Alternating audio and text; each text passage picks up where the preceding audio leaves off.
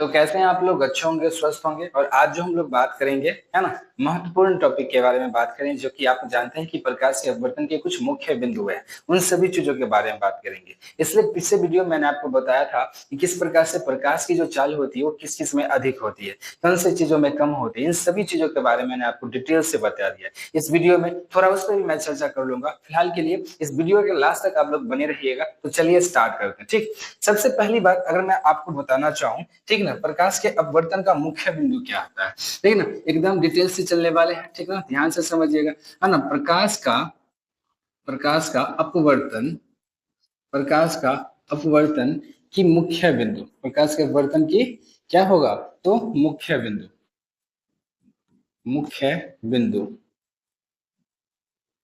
ठीक ना, याद रखिएगा। प्रकाश के अपवर्तन के मुख्य बिंदु को अच्छी तरह से समझने के लिए पहले आपको क्या करना होगा, ध्यान से समझिए। कुछ इस प्रकार से आपको क्या करना है, जड़ीर पार लेना, ठीक ना, याद रखिएगा। कुछ इस प्रकार से जड़ीर पार लिए, समझने में बहुत आसानी होगी, ठीक ना। देखिए, प्रकाश की किरण जाते हैं कि ये थोड़ा टेढ़ की अवस्था में जाएगा, तो यहाँ जो यहाँ पे आएगा एकदम सीधी रेखा में आएगा। जाना कैसे चाहिए था इसको, बिल्कुल सीधा जाना चाहिए था। जाना कैसे चाहिए था, बिल्कुल सीधा, लेकिन जाएगा बिल्कुल सीधा नहीं जाता। वो क्या करता है, थोड़ी सी यहाँ पे क्या होता है, ये विचलित हो जाती है। क्या हो जाती है, थोड़ी सी विचलित हो जाती है, ठीक है ना। इतना तो आप समझते होंगे। और ये जो आपको मैं बताते चलूंगा, ये कौन सा किरण है, तो याद रखिएगा, इस किरण को हम बोलते हैं, क्या बोलते हैं, तो आपतित किरण कहते हैं। क्या कहते हैं, इस किरण को क्या कहते हैं, आपतित किरण कहते हैं, ठीक ना। और यहाँ पे कौन जो बनता है, कौन बनता है, इसको आई से सूचित करते हैं। और इसको जो हम कहते हैं, याद रखिएगा, इसको हम कहते हैं आपतन कोण। क्या कहते हैं, आपतन कोण कहते हैं, ठीक, याद रखिएगा।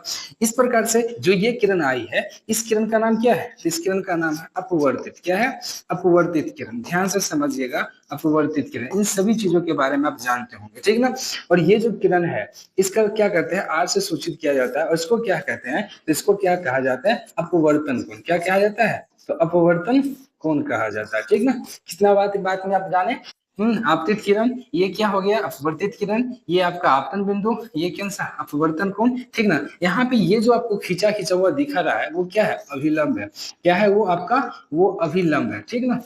और यहाँ पे एक बिंदु है, इसका नाम क्या है, तो इसका जो नाम है वो क्या है, तो आपतन, आपतन बिंदु है। क्या है, आपतन बिंदु है। कुल 6 बात है। तो एक एक बातों के बारे में डिटेल करते हुए हम लोग चलेंगे, ठीक ना। पहला जो आपका आया, ध्यान से समझिएगा, पहला जो आपका आया, क्या आया, तो पहला जो आपका आया वो आया क्या, आपतन कोण। क्या आया, पहला जो आपको आया, ये ध्यान से समझेंगे, ठीक ना, ध्यान से समझते हुए चलेंगे। पहला जो आपका आया, ठीक ना, पहला वो जो आया आपतित किरण। क्या आया, आपतित, आपतित किरण। क्या है आपका, आपतित किरण। दूसरा जो आपका आया, वो जो आया आपका अपवर्तित किरण। क्या होता है, अपवर्तित किरण। ध्यान से समझिएगा, वो क्या है, अपवर्तित किरण। तीसरा जो आपका आया, वो क्या आया, आपतन बिंदु। एक एक चीजों के बारे में लिखते चलना है, आपतन बिंदु, ठीक ना, ध्यान से समझिएगा।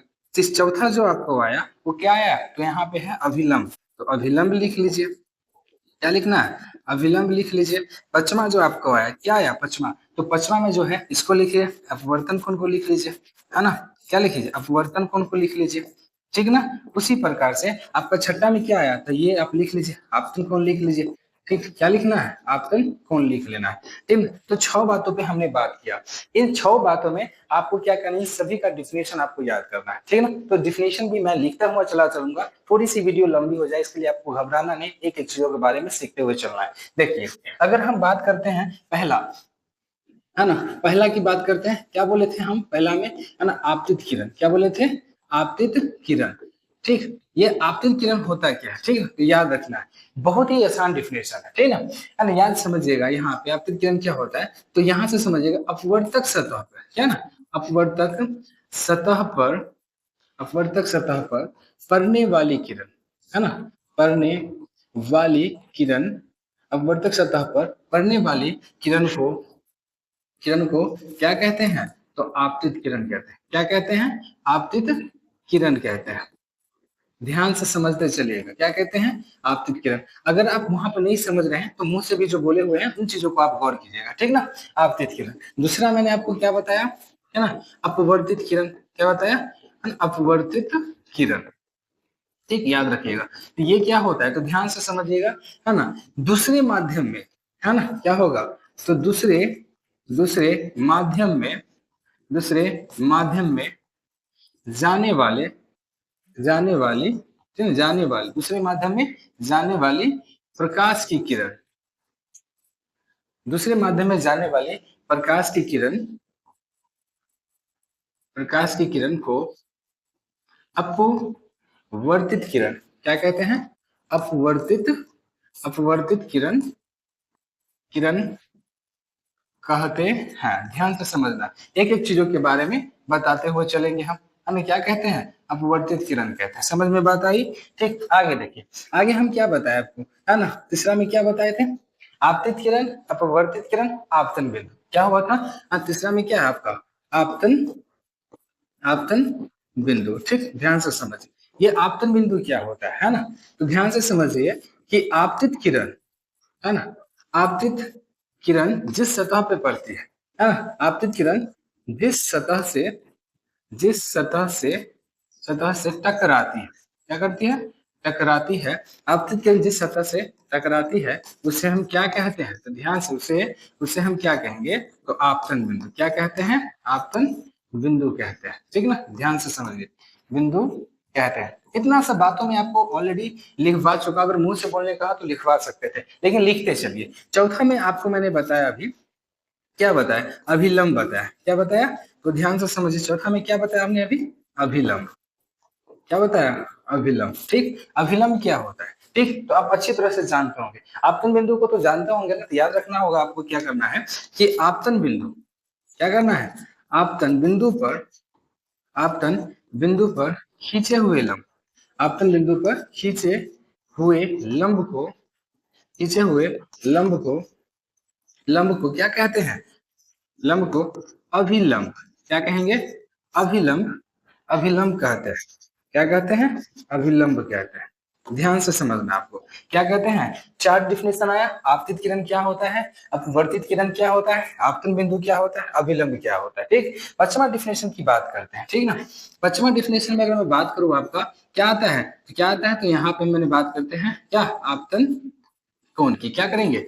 आपतन कोण। ये आपतन कोण क्या होता है? तो जस्ट आपको याद करना होगा, क्या करना होगा? याद रखना होगा कि आपतित किरण क्या होता है, यहाँ पे समझते हैं। आपतित किरण, ठीक ना, आपतन बिंदु, ठीक ना, आपतन बिंदु बिंदु पर खींचे हुए लंब, आपतन बिंदु पर खींचे हुए खींचे हुए अभिलंब से जो कोण बनता है, आपतन बिंदु पर खींचे हुए अभिलंब से जो कोण बनता है, जो कोण कोण जो, है ना, क्या होगा? ध्यान से समझना है। जो कोण बनती है, जो कोण बनती है उसे क्या कहते हैं? तो आपतन कोण कहते हैं। क्या कहते हैं? आपतन कोण कहते हैं। इतना याद रखिएगा, क्या कहते हैं? आपतन कोण। ठीक, दूसरा जो आपका डिफिनेशन आएगा, ठीक ना, छठा में जो आपको होगा वो होगा क्या? तो मैंने अच्छी तरह से बताया था, क्या होता है? तो अपवर्तन कोण। क्या होगा? अपवर्तन कोण होता है। क्या होता है? अपवर्तन कोण। ये क्या होगा?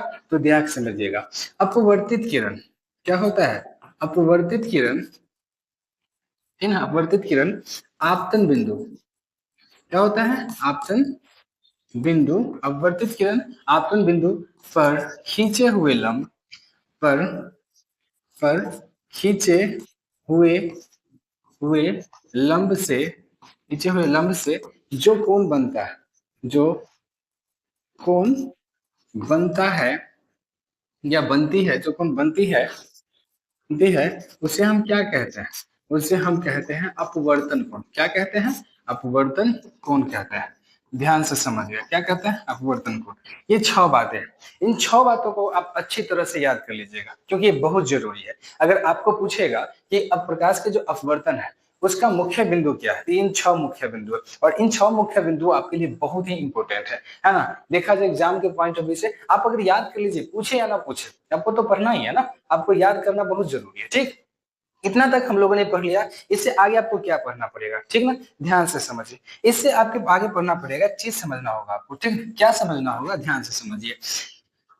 एक फिगर ले लीजिए, ठीक, अच्छी तरह से बनाना है आप लोग को, कुछ इस प्रकार से, ठीक ना, ये आपका फिगर है। क्या है आपका? ये फिगर है। ठीक, अब यहाँ पे ये फिगर जो है ये यहाँ पे अब एक किरण है, ये कौन सा किरण? आपतित किरण। कौन सा किरण है? आपतित किरण। तो ये जो है यहाँ पे क्या बनेगा? एक अभिलंब बनेगा, बिल्कुल बनेगा। यहाँ पे क्या बनेगा? अभिलंब बनेगा। ठीक, ये क्या होता है? आज जाना चाहिए था किसको? इसको कैसे जाना चाहिए था? बिल्कुल सीधा जाना चाहिए था, लेकिन जाएगा नहीं। क्या होता है? थोड़ी सी क्या होता है? अभिलंब की ओर झुक जाता है, कुछ इस प्रकार से। ठीक ना, यहाँ तक। ठीक, तो यहाँ पर क्या बनेगा? तो याद रखिएगा, यहाँ पे भी एक लंब बनता है। क्या होता है? एक यहाँ पर भी क्या बनता है? अभिलंब बनता है। और ये क्या करेगा? मुड़ेगा कि झुकेगा? नहीं, तो ये क्या होगा? कुछ इस प्रकार से चला जाता है। मैं ना फिलहाल समझाने के लिए बता रहा हूँ, और अच्छे से समझिएगा। ठीक है, यहाँ पे कौन सा कोण? आई कोण, जिसको हम क्या कहते हैं? किसको क्या कहते हैं? तो याद रखिएगा, इसको हम कहेंगे क्या? आपतन कोण। क्या कहते हैं? आपतन कोण कहते हैं। और यहाँ पे जो है, ये कौन सा कोण? आठ, जिसको हम क्या कहते हैं? इसको हम क्या कहेंगे? अपवर्तन कोण। क्या कहते हैं? अपवर्तन कोण कहा जाता है। उसी प्रकार से यहाँ पर भी कौन सा कोण? तो आई कोण बनेगा। इसको क्या कहते हैं? इसी को हम क्या कहते हैं? आपतन कोण कहेंगे। क्या कहेंगे? आपतन कोण कहते हैं। ठीक ना। और यहाँ पे कौन सा कोण? आर कोण बनेगा। क्या बनेगा? आर। इसका नाम क्या हो जाएगा? अपवर्तन कोण। क्या होगा? अपवर्तन कोण। ठीक, अपवर्तन कोण। इन चीजों के बारे में आप जानते हो। ठीक, और इसका कौन सा कोण है? तो ये है आपको क्या है? तो ये है आपतित किरण। क्या है? आपतित किरण है। ठीक, अब देखिए, मैं यहाँ से बहुत डिटेल में आपकी जाने वाला हूँ। यहाँ से क्वेश्चन अगर आप समझ जाते हो तो दिक्कत क्रिएट नहीं करेगा। देखिए यहाँ पे समझिए, ये क्या करेगा? यहाँ पे क्या करेगा? गौर करिएगा। अगर मैं आपसे पूछूं, है ना, पूछूं कि ये अंदर वाला भाग को क्या कहते हैं? ये मान लीजिए ऊपर जो इसका भाग है, ये वाला, इसको ऊपर में क्या होता है? वायु होता है। और वायु है क्या? तो वायु में आपको बताया था क्या है? विरल माध्यम। क्या होता है?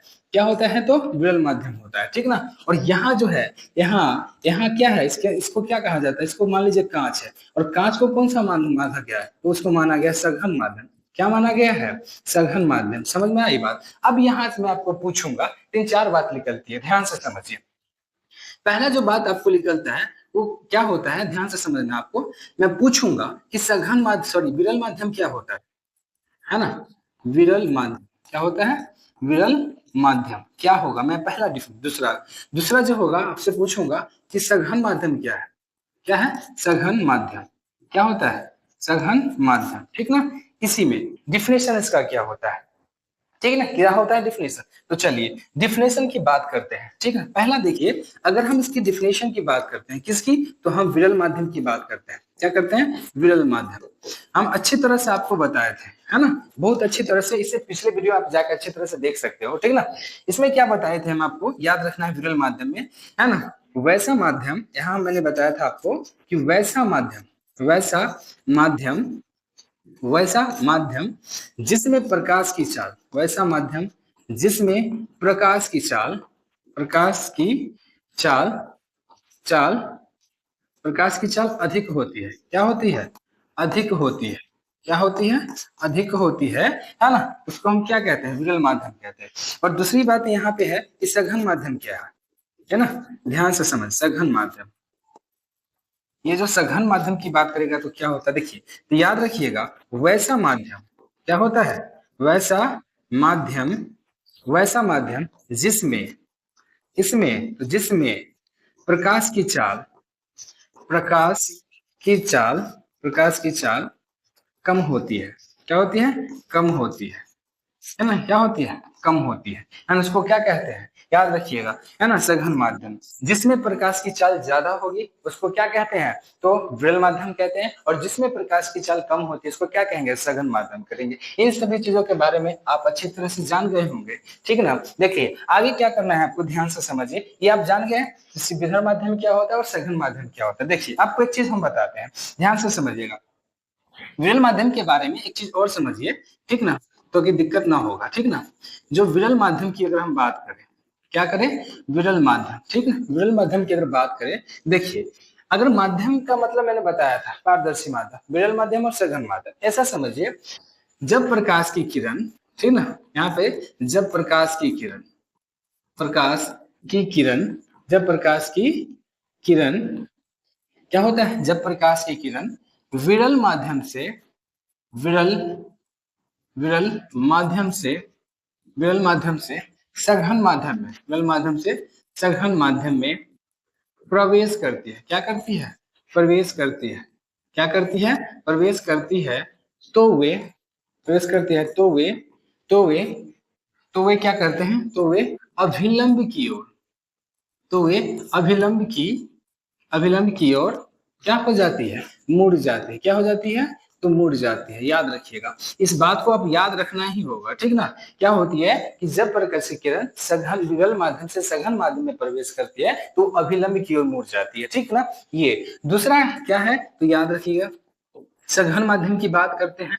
क्या करते हैं, सघन माध्यम। तो याद रखिएगा कि जब प्रकाश की किरण, है ना, जब प्रकाश की किरण, प्रकाश की किरण, जब प्रकाश की किरण, ठीक ना, सघन माध्यम से, क्या होता है, सघन माध्यम, सघन माध्यम से, सघन माध्यम से विरल माध्यम, सघन माध्यम से विरल माध्यम में, विरल माध्यम में प्रवेश करती है। क्या करती है, प्रवेश करती है।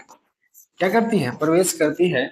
तो वे तो वे तो वे क्या करते हैं, क्या करते हैं, तो अभिलंब, क्या करते हैं, अभिलंब से, अभिलंब से दूर हट जाते हैं। क्या करते हैं, अभिलंब से दूर, क्या करते हैं, अभिलंब से दूर हट जाते हैं, हट जाते हैं। याद रखिएगा, पहले ही में क्या पढ़ा, विरल माध्यम में क्या होता है, विरल माध्यम से सघन माध्यम में प्रवेश करेगा तो वो क्या करेगा, अभिलंब की ओर मुड़ेगा, ठीक ना। और यहाँ पे सघन माध्यम से विरल माध्यम में प्रवेश करेगा तो अभिलंब से थोड़ा दूर भागता है। इतना आपको याद रखना है। समझ में बात है। अब बात आते हैं यहाँ पे, देखिए इस बात को समझना है आपको, बहुत जरूरी होता है। क्यों होता है, देखिए एक बात करना है कि ये जो आपतित किरण है और ये अभिलंब है, बीच में क्या बनता है, याद है आपको, बीच में क्या बनेगा, आपतन कोण बनेगा ना। ये जो आपतन कोण है, यहाँ पे आपको बोलेंगे कि जो आपतन कोण है यहाँ पे, ये जो आर है यानी कि अपवर्तन कोण, ये बड़ा होगा ये छोटा होगा, ऐसे नहीं समझिए। देखिए अगर मैं बोलूंगा, ठीक ना, कि ये जो आपतन कोण है और ये क्या है, अपवर्तन कोण, ये जो दोनों कोण है, ठीक ना, एक जो है वायु में है, दूसरा क्या है, कांच में है ना। इधर भी देखिए, यहाँ पर भी आपतन कोण है, क्या है, आय है, ये कांच में है, और यहाँ पे क्या है, इसका नाम क्या है, तो पता होगा ना आपको, इसको बोलते हैं अपवर्तन कोण। क्या कहा जाता है, अपवर्तन कोण, ठीक ना।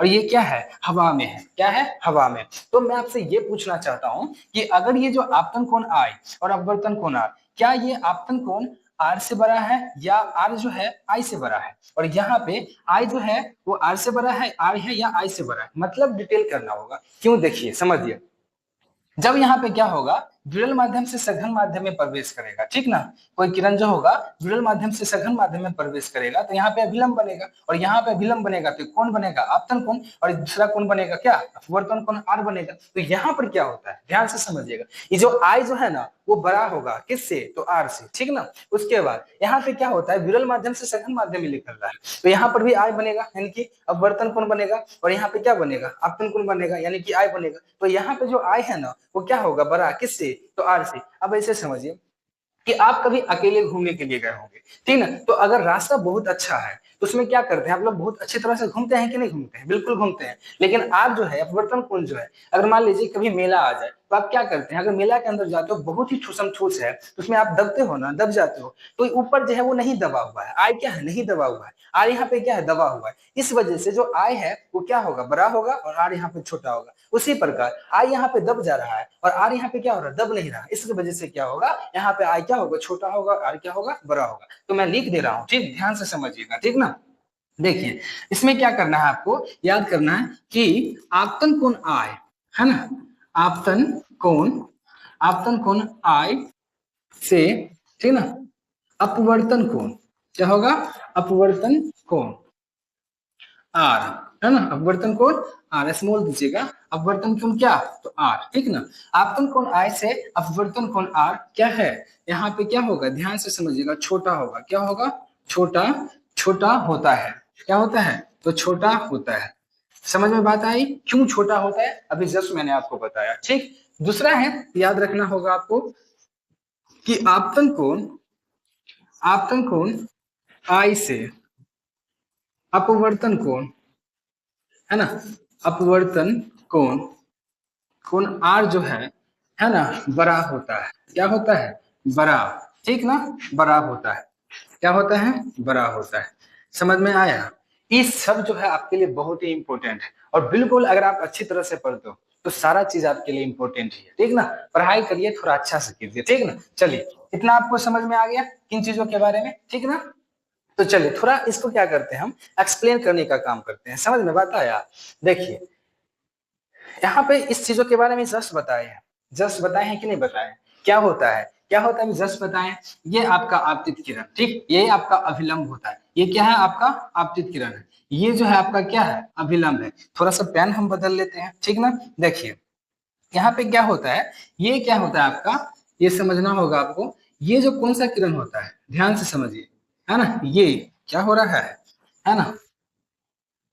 देखिए सुनिए, अगर हम बात करें, ये ध्यान से समझना, ये कौन सा किरण है, आपतित किरण, और ये क्या है आपका अभिलंब है। तो ये अभिलंब आएगा, तो यहाँ कौन कौन, आई कौन, और यहाँ पे कौन, आर कौन। तो ये जो बना रहा है, ये विरल, वायु क्या है, विरल माध्यम, और कांच क्या है, सघन माध्यम। तो विरल माध्यम से जैसे सघन माध्यम में प्रवेश करेगा, तो आई क्या होगा, बड़ा होगा, आर क्या होगा, छोटा होगा। और क्या हो रहा है कि सघन माध्यम से विरल माध्यम में निकल रहा है, तो आई क्या होगा, छोटा होगा, आर क्या होगा, बड़ा होगा। इतना बात समझ में आई ना। बिल्कुल आपको इतना समझ में, मैं आपको यहाँ पे लिखूंगा नहीं, मैं पहले वहां पे लिख दिया हूँ, ठीक है ना। तो आप अच्छी तरह से इन चीजों को समझिएगा। समझ में बात आया। अब इसके बाद मैंने आपको बताया, क्या बताया था, ये चीज, ठीक है ना। वही चीज को मैंने अभी लिखा कि जब प्रकाश की जो किरण है, याद रखिएगा, यहाँ बोला कि जब प्रकाश की किरण विरल माध्यम से, ठीक है ना, किससे, विरल माध्यम से सघन माध्यम में प्रवेश करती है, तो वह किसकी ओर मुड़ जाती है, तो अभिलंब की ओर मुड़ जाती है। और यहाँ पे ध्यान से समझिएगा, यहाँ पे आपतन कोण आई, यहाँ आई की बात कर रही है, और अपवर्तन कोण आर, आर की बात कर रहे हैं, क्या होता है, तो छोटा होता है।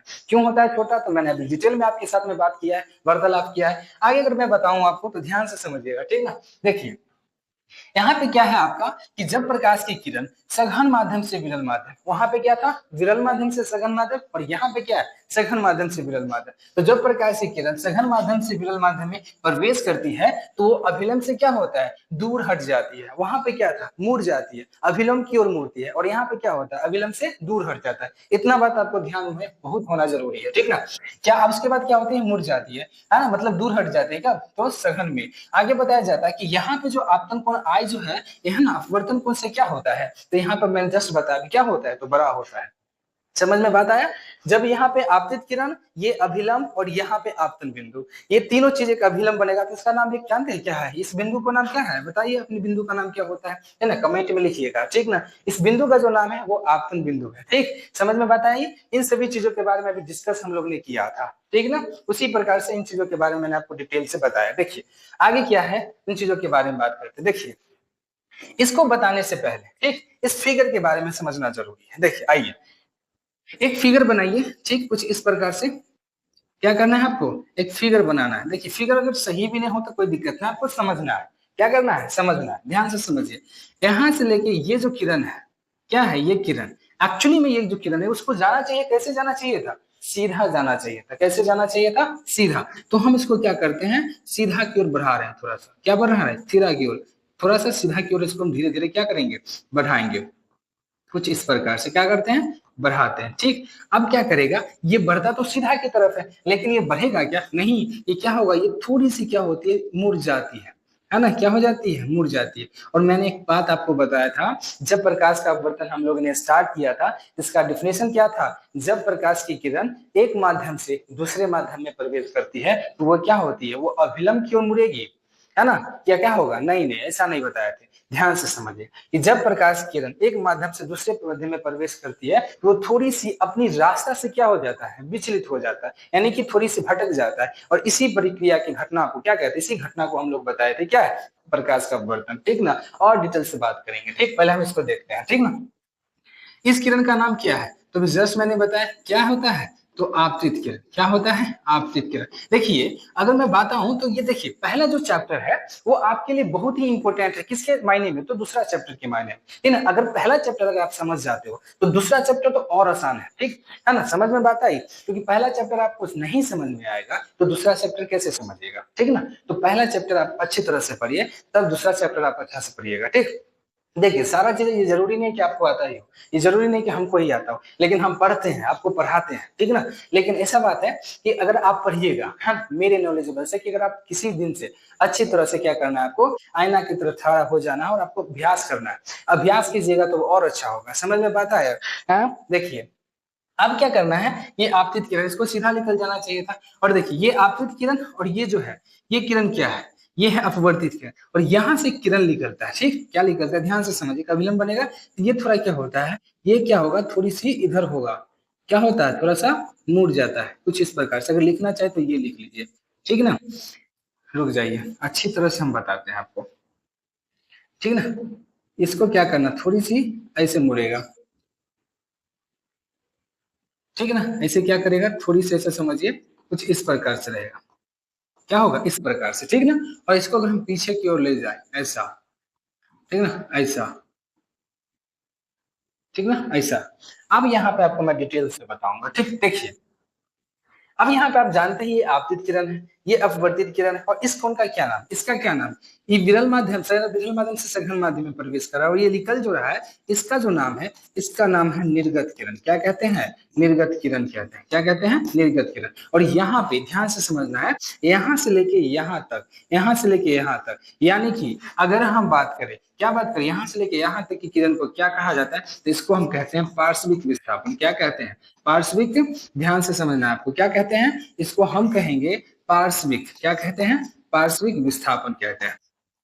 क्या कहते हैं, पार्श्विक विस्थापन। अब आपको मैं डिटेल से बताऊंगा, देखिए समझ में आया, कैसे नहीं आया होगा, देखिए क्यों नहीं आया होगा, आया होगा वो, देखिए यहाँ पे ये आपतित किरण है, और ये जो है एक प्रकार से जाना चाहिए था इसको सीधा, लेकिन ये मुड़ता है यहाँ पे, और ये जो निकलता है इसको कहा जाता है निर्गत किरण। और यहाँ से लेके यहाँ तक, मतलब ये जो किरण गया ये आपतित किरण, और ये जो किरण गया ये निर्गत किरण। अब इन दोनों के बीच की जो दूरी है इसी को कहा जाता है पार्श्विक विस्थापन। चलिए मैं आपको डिफिनेशन भी लिख दे रहा हूँ, देखिए ध्यान से समझिएगा डिफिनेशन क्या होता है ना। आपतित किरण क्या होगा, आपतित किरण, आपतित किरण, और और और यहाँ पे समझिएगा, और निर्गत किरण, निर्गत किरण के बीच की दूरी को, के बीच की दूरी को, बीच की दूरी को, दूरी को पार्श्विक क्या कहते हैं,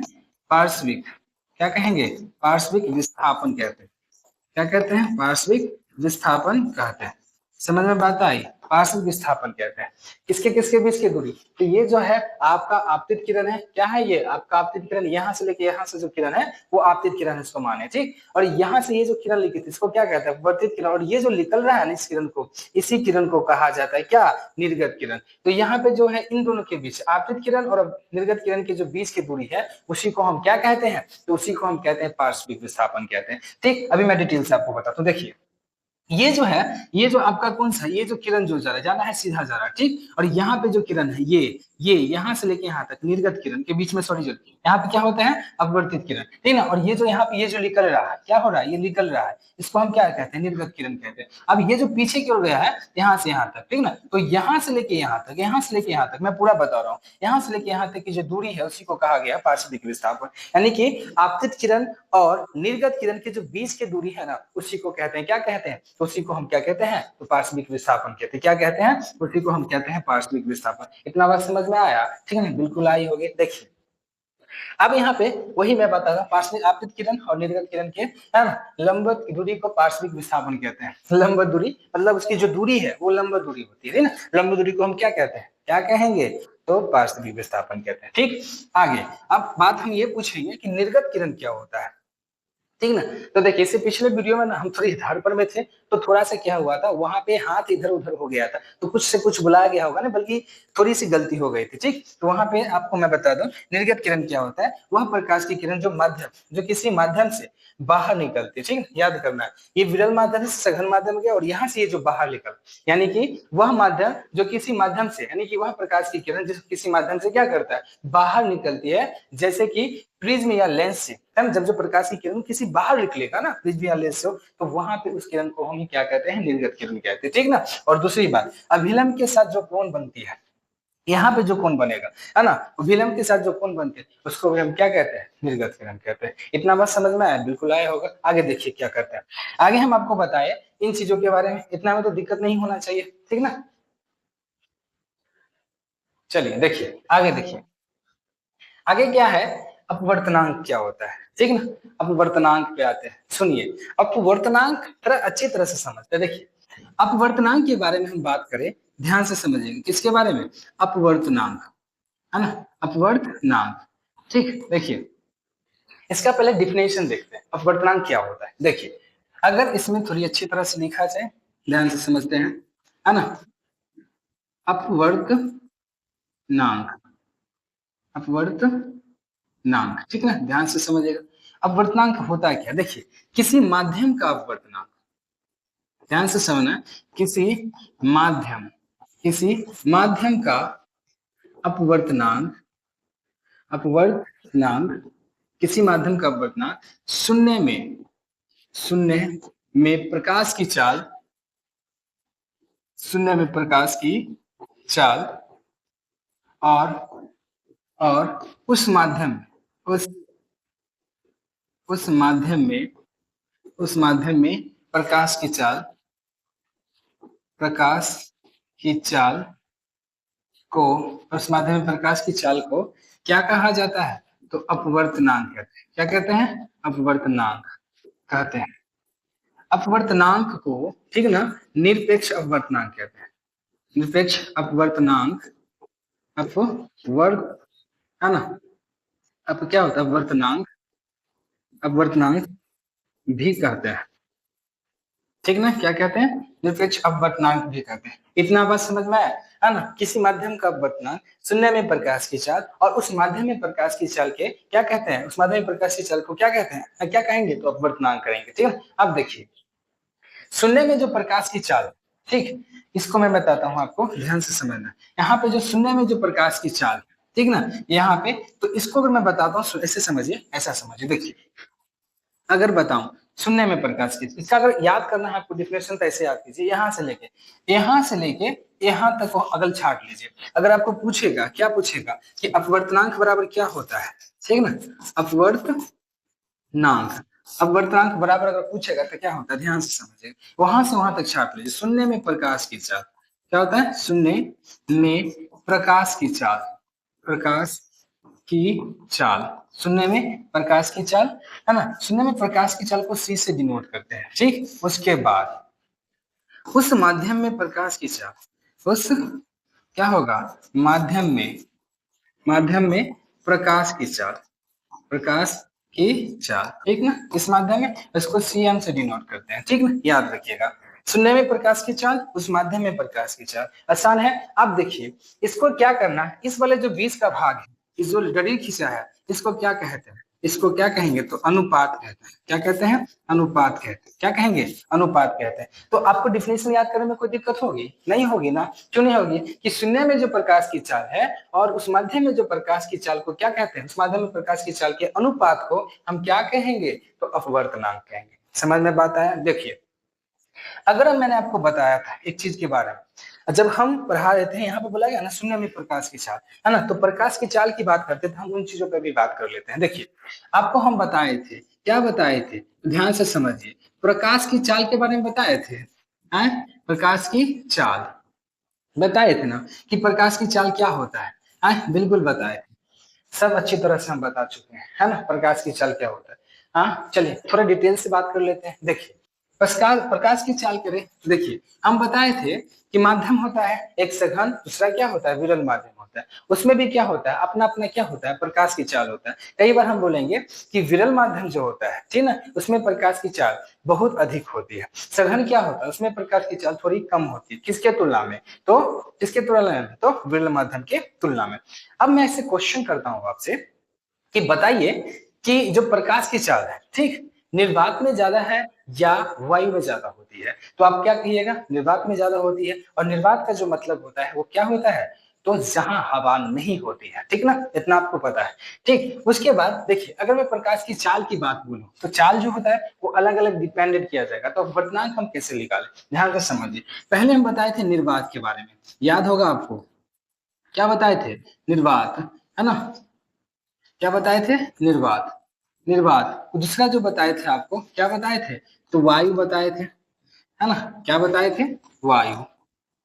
और तीसरा जो है आपको क्या बताए थे, पानी बताए थे, क्या, पानी। और जो चौथा है आपको क्या बताए थे, कांच बताए थे। अब मैं आपको पूछाता हूँ, है ना, देखिए हम आपसे ये क्वेश्चन करते हैं कि बताइए कि निर्वात में प्रकाश की चाल कितनी होती है, ठीक है ना, निर्वात में जो प्रकाश की चाल कितनी होती है, तो आपको पता होना चाहिए निर्वात में प्रकाश की चाल कितना, 3 लाख किलोमीटर, 3 लाख किलोमीटर क्या होगा, मीटर प्रति सेकंड, या 3 गुने 10⁸ मीटर पर सेकंड, ठीक ना, याद रखना। उसके बाद वायु में भी कितना होता है, लगभग लगभग क्या होता है कि निर्वात के बराबर होता है, उससे थोड़ी कम होती है, थोड़ी, बस इससे ज्यादा नहीं होता है, थोड़ी कम होता है, लेकिन लगभग जो होता है उतना ही होता है। तो निर्वात में प्रकाश की चाल कितना, 3 लाख किलोमीटर प्रति सेकंड होती है, या 3 × 10⁸ मीटर पर सेकंड होता है। वायु में प्रकाश की चाल उतना ही बोला जाता है। पानी में प्रकाश की चाल कितना होती है, कितना होती है, तो 2 लाख क्या होगा, 25,000 किलोमीटर प्रति सेकंड होता है। कांच में प्रकाश की चाल कितना होता है, तो याद रखना होगा आपको कितना, तो 2 लाख किलोमीटर प्रति सेकंड। आप बताइए, अगर आपको बोलिएगा कोई कि प्रकाश की चाल हमको निकालना है, ठीक ना, क्या निकालना है, प्रकाश की चाल, तो ध्यान से समझिएगा, अगर प्रकाश की चाल की बात बोलेगा, क्या बोलेगा, प्रकाश की चाल, ध्यान से समझिए। जस्ट बताएं, क्या बताएं, तो शून्य में प्रकाश की चाल, किसमें, ध्यान से समझते हैं अच्छी तरह से थोड़ा, ठीक ना। देखिए यहाँ पे पूछेंगे हम आपसे कि क्या होगा, ध्यान से समझिए, ठीक ना। शून्य में प्रकाश की चाल क्या होगा, शून्य में प्रकाश की चाल, क्या, प्रकाश की चाल, ठीक ना। किससे, किससे, तो सी से सूचित किया जाता था, और अभी जस्ट उस माध्यम में प्रकाश की चाल, उस माध्यम, माध्यम में प्रकाश की चाल, क्या, तो सीएम। हम ज्यादा इतना नहीं लिखेंगे, अब क्या लिखेंगे हम, सीएम बटे में सीएम लिख देंगे बस, ठीक ना।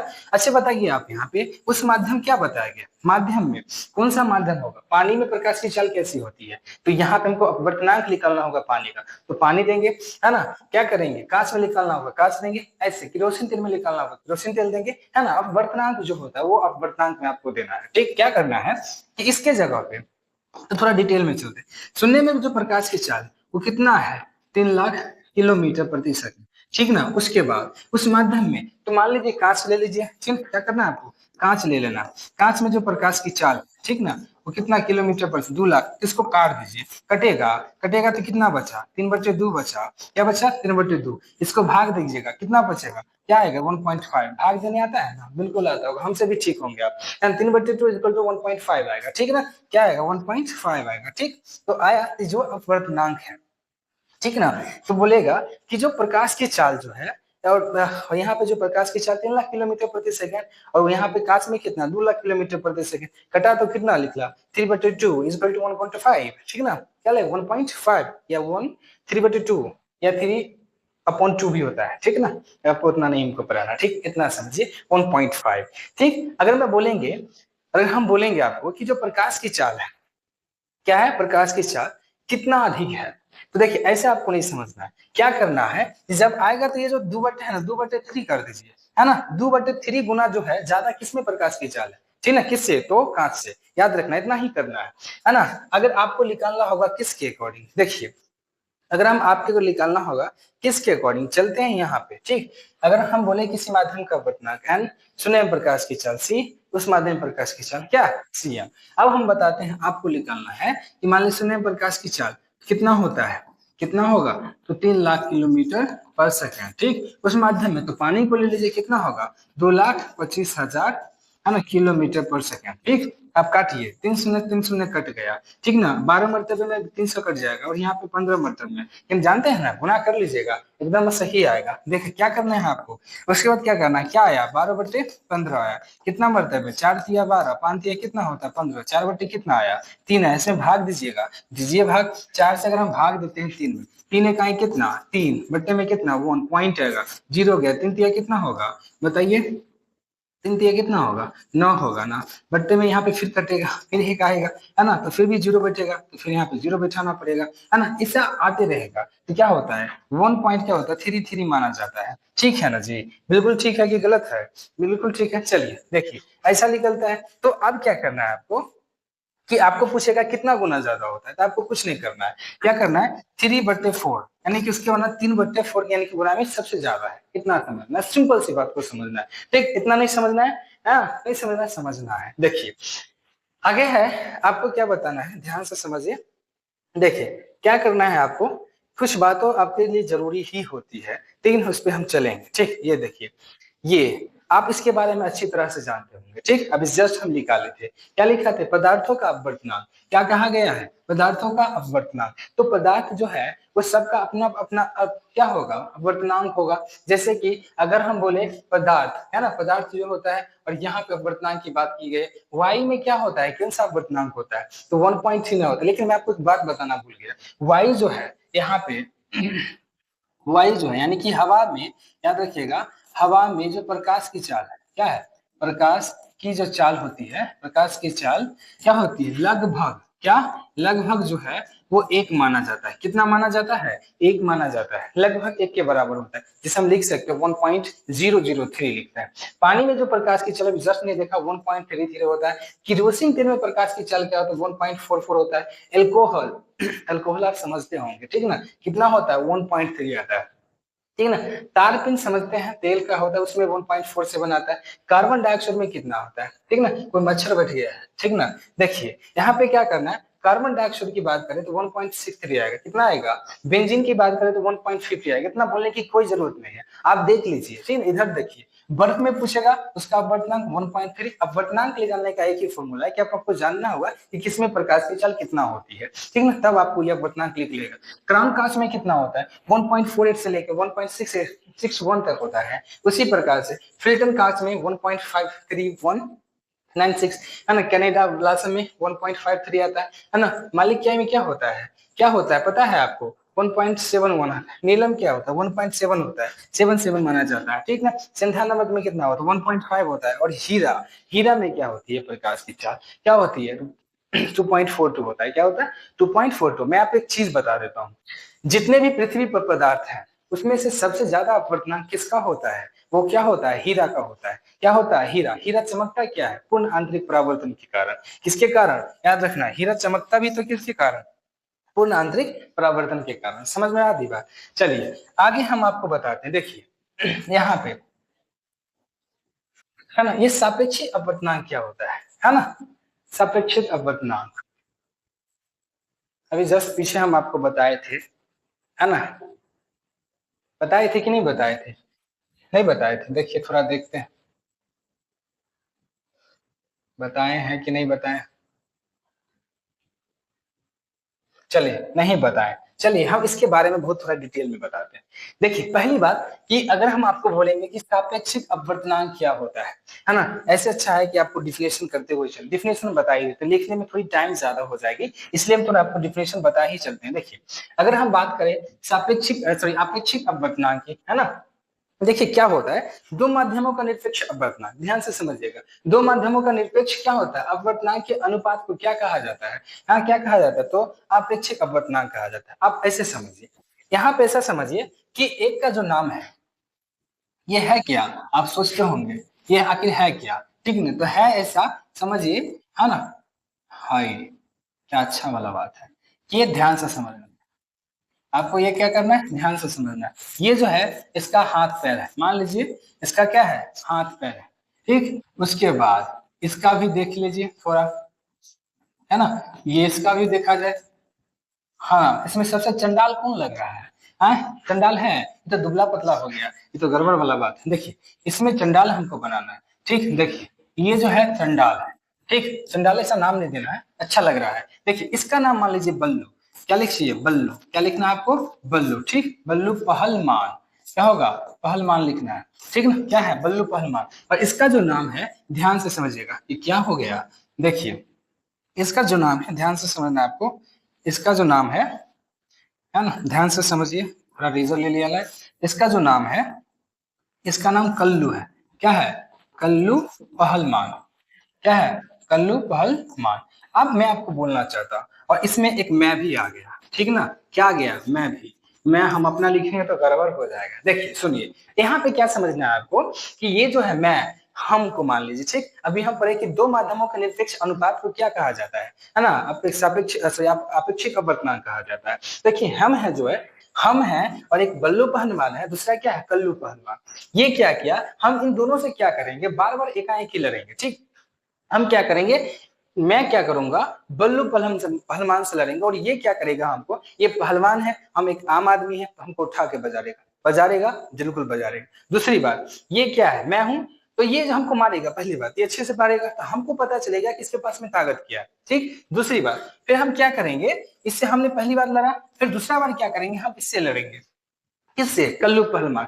कल्लू पहलवान से लड़ेंगे तो बल्लू पहलवान तो हमको पीटा ही था, दूसरी बात कल्लू पहलवान भी हमको पीटेगा। पीटेगा तो अब हम क्या करेंगे, मारा तो दोनों हमको है, बहुत अच्छा से पीटा है, लेकिन एक बात समझिए, हमको ये नहीं पता है कि इन दोनों में से सबसे ज्यादा ताकत किसके पास है। तो हम क्या करेंगे, इस बल्लू पहलवान को क्या कहेंगे, इस कल्लू पहलवान से क्या करेंगे, लड़वाएंगे। ठीक ना। अब जब ये दोनों लड़ेगा तो हमको वहां पे क्या पता चलेगा कि किसके पास में ताकत है। समझ में बात आई? तो जब पता चलेगा कि किसमें सबसे ज्यादा जो ताकत है, तब ना हम वहां पे क्या करेंगे, तो हाँ उसके निरपेक्ष निकाल पाएंगे। तो इसका मान लीजिए कि इसको मान लीजिए पहला, इसको मान लीजिए दूसरा, या इसको मान लीजिए N1, इसको मान लीजिए क्या N2, यानी कि माध्यम मानना है हमको। तो पहला माध्यम कौन सा, बल्लू पहलवान, दूसरा माध्यम क्या, कल्लू पहलवान। इन दोनों क्या करेगा, आपस में ले लेगा। तो हम यहाँ पे ये बताएंगे कि किसके पास में ज्यादा ताकत है ना। तो जिसके पास में ज्यादा ताकत होगा उसको हम पहले रखेंगे, और जिसके पास में कम ताकत होगा उसको क्या करेंगे, बाद में लिखेंगे। ऐसे समझिए, देखिए इतना आपको समझ में आया होगा।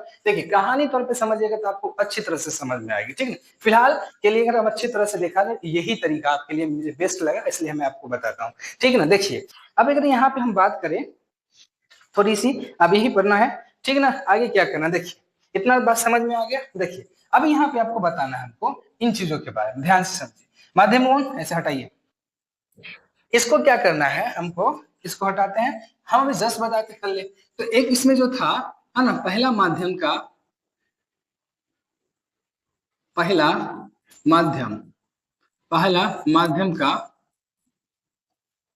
दूसरे माध्यम का अपवर्त, यहां पर लिखना है कि पहला माध्यम का सापेक्ष, या ऐसे मान लीजिएगा पहला माध्यम का, ऐसा समझिए थोड़ी सी आपको डिटेल भी बता देते है ना। देखिए कुछ नहीं करना, पहला माध्यम का पहला माध्यम और दूसरा माध्यम के निरपेक्ष अपवर्तनांक, है ना। ऐसे समझिए कि यहाँ पे क्या करना है, ध्यान से समझिए,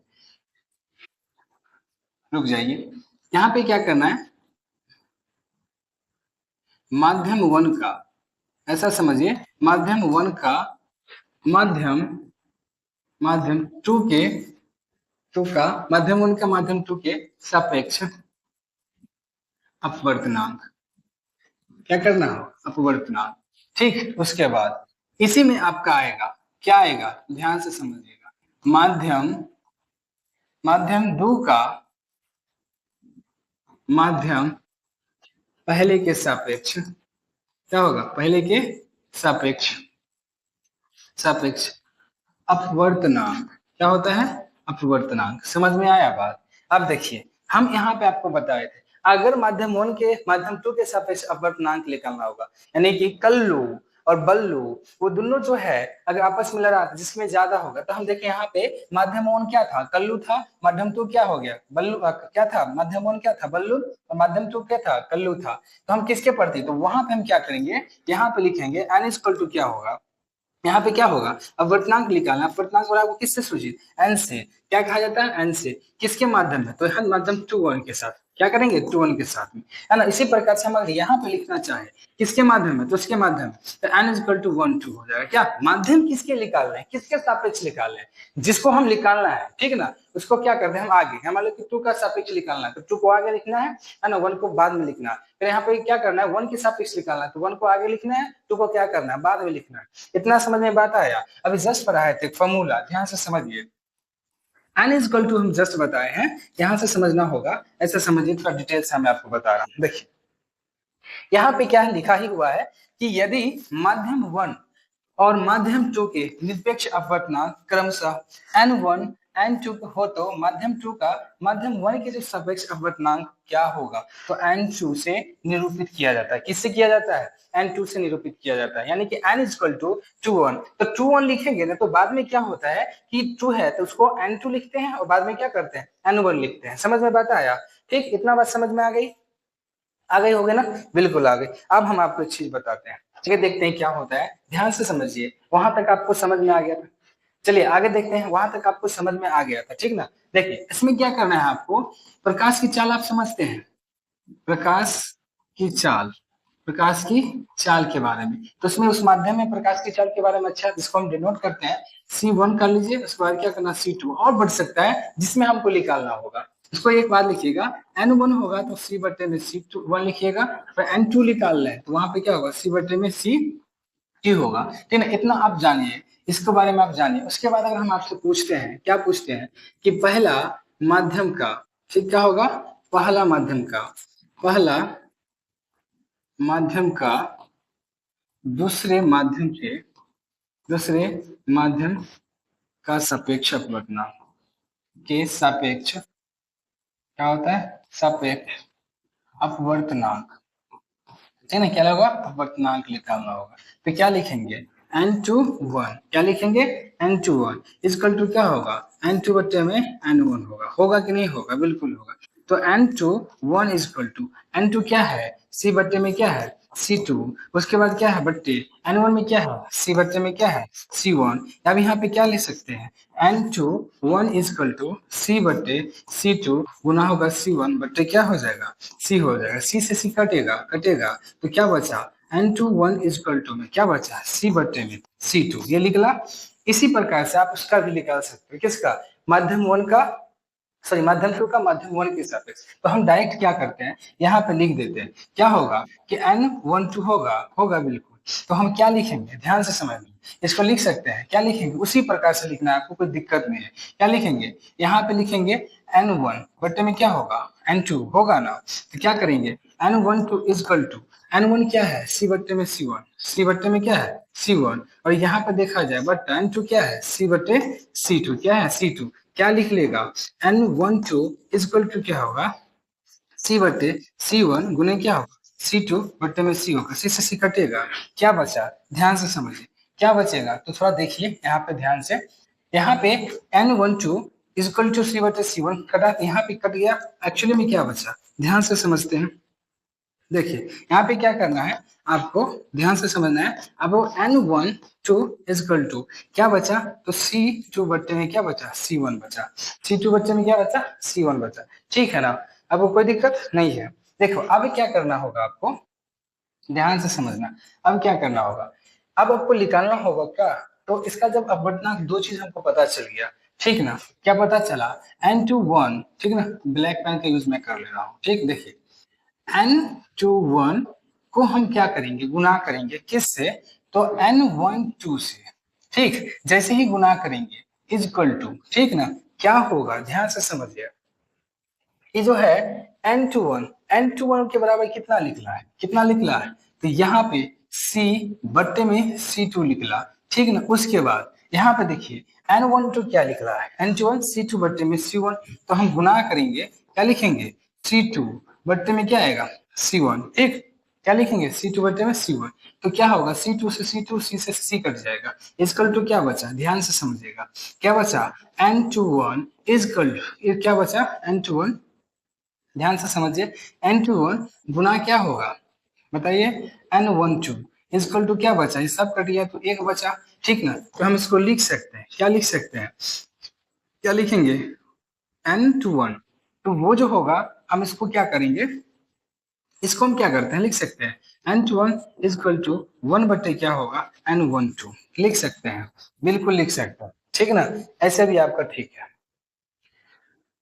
है ना, n21, ठीक ना, बिल्कुल लिख सकते, नहीं ऐसा नहीं लिखिए, थोड़ा सा है आपको क्या करना है, एक चीज थोड़ी सी मिस्टेक है यहाँ पे, क्या करना है आपको ध्यान से समझिए, यहाँ पे क्या करना है आपको, क्या करना है कि n12 इजकल टू 1 बटे में n21, ठीक, बस n21, n21 इतना आपको इससे याद रखना है, ठीक ना, इतना आपको याद रखना है और कुछ नहीं करना है, बस इसको ध्यान से समझिए। चलिए अब एक चीज पे हम चलते हैं, इतना समझ में आ गई बात। चलिए आगे क्या करते हैं, आपको बता रहे हैं, देखिए आगे यहाँ पे एक चीज आएगा, ठीक, ध्यान से समझिए, अपवर्तन के नियम, ठीक। अपवर्तन के नियम बहुत जरूरी है, आपको अच्छी तरह से आता होगा। क्या आता है कि आपतन अपवर्तन के नियम जो होते हैं वो कितने होते हैं, अपवर्तन के नियम जो होते हैं वो दो नियम होते हैं। क्या होते हैं, पहला नियम कहा जाता है कि जो आपतित किरण है, अपतन बिंदु, अभिलंब और अपवर्तित किरण तीनों एक ही समतल में होते हैं। क्या होते हैं, एक ही समतल में, मतलब नहीं समझे, ये वाला है ना, ये आएगा और यहाँ पे क्या होगा, अभिलंब होगा, ये जो है तो क्या होगा, तीनों एक ही समतल में, याद रखिएगा। तो आपतित किरण, आपतन बिंदु और पर अभिलंब और अपवर्तित किरण तीनों एक ही समतल में होते हैं। दूसरा नियम क्या है, दूसरा नियम बोला गया है कि जब प्रकाश की किरण एक माध्यम से दूसरे माध्यम में जाती है तो आपतन कोण की जया यानी कि साइन और अपवर्तन कोण की जया यानी कि साइन आर, यानी कि अगर यहाँ पे साइन आर आई होगा तो साइन आर, अनुपात जो होता है वो हमेशा स्थिरांक होता है। ऐसे समझिए कि अपवर्तन के दूसरा नियम है ना, ध्यान से समझिए, अपवर्तन के दूसरा नियम है ना, दूसरा नियम, ठीक ना, ध्यान से समझना है आपको। देखिए यहाँ पे जो बोला गया है, आपतन कोण में आपतन कोण की जया है ना, आपतन कोण की जया है ना, इसको आई मान लीजिए है ना, और अपवर्तन कोण की, और अपवर्तन कोण की जया, अपवर्तन कोण की जया, ठीक, यहीं पे समझिए, अपवर्तन कोण की जया आर, ठीक, इतना है। आपतन कोण की जया और अपवर्तन कोण की जया जो होती है वो हमेशा क्या होती है, नियतांक होती है। ध्यान से समझिए, क्या होगा, नियतांक होता है। क्या होता है, नियतांक, क्या होगा, ध्यान से समझते हैं, नियतांक, ठीक है ना, ध्यान से समझिए। और इसी नियम को है ना, इसी नियम को, ठीक है ना, दूसरी नियम को बोलते हैं अस्नेल, क्या कहते हैं, अस्नेल का द्वितीय नियम, द्वितीय नियम, ठीक ना, अस्नेल का नियम कहते हैं, लेकिन यह क्या है, द्वितीय नियम। द्वितीय नियम को क्या कहा जाता है, अस्नेल के नियम, ठीक ना।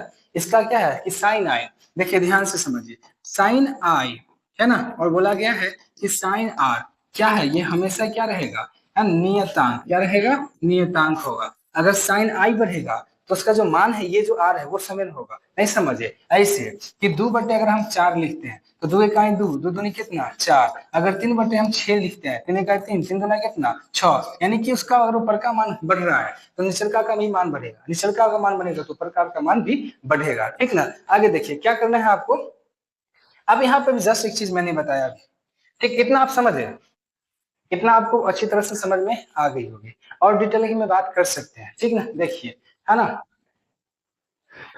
चलिए स्टार्ट करेंगे। आगे क्या पढ़ना है आपके, अपवर्तन के नियम के बारे में तो हो गया, ठीक ना, इसमें कोई दिक्कत नहीं है, ठीक है ना। इसमें एक चीज और है, ध्यान से समझिए, जोड़ लीजिए, ठीक, क्या करना है, अपवर्तन कोण पढ़ना पड़ेगा ना यहाँ पे, है ना, साइन आई क्या होता है, साइन आई बट्टे में जो होता है वो क्या होता है, sign are is equal to n/1, समझते हैं आप, n/1 वही जो भी पढ़ा है, माध्यम दूसरा के, है ना, जो होता है दूसरा, इनके माध्यम जो माध्यम वन का जो सापेक्ष है दूसरा, यानी कि मान लीजिए माध्यम वन का सापेक्ष दूसरे, है ना, इतना नहीं समझिए, माध्यम वन का माध्यम दूसरे के सापेक्ष, n/1 इजकल टू क्या लिख सकते हैं हम इसको, क्या लिखेंगे, n2 बट्टे में क्या लिखेंगे, n1 लिखेंगे, क्या लिखेंगे, n1, तो हम इसको हटा देते हैं बीच में से, ठीक ना। तो क्या बचा, साइन आई बट्टे में क्या बचा, sign are equal to n2 बट्टे में क्या होगा, n1 होगा। तो यहाँ पे क्या करना, आर गुना कर दीजिए, तो n1 इजक्वल टू में, सॉरी n1 जो होगा, n1 साइन आई क्या होगा, साइन आर, और यहाँ पे देखा जाए बराबर क्या हो जाएगा, है ना, n2 साइन आर पड़ जाएगा। ये बहुत इंपॉर्टेंट है, ठीक ना, न्यूमेरिकल जब हम लोग बनाएंगे पढ़ेंगे तब ये बहुत आपके लिए इंपॉर्टेंट होगा, ठीक ना। तो इतना बात हम आशा करते हैं कि आपको अच्छी तरह से समझ में आ गई होगी, कुछ चीज अगर छूट गई होंगी तो मैं अगले वीडियो में रिकवर कर दूंगा, ठीक ना। तो आज के लिए इतना ही रहने देते हैं, अगर वीडियो आपको अच्छी लगी होगी तो चैनल को सब्सक्राइब करिएगा, है ना, वीडियो को लाइक और शेयर कर दीजिएगा, ठीक ना, धन्यवाद।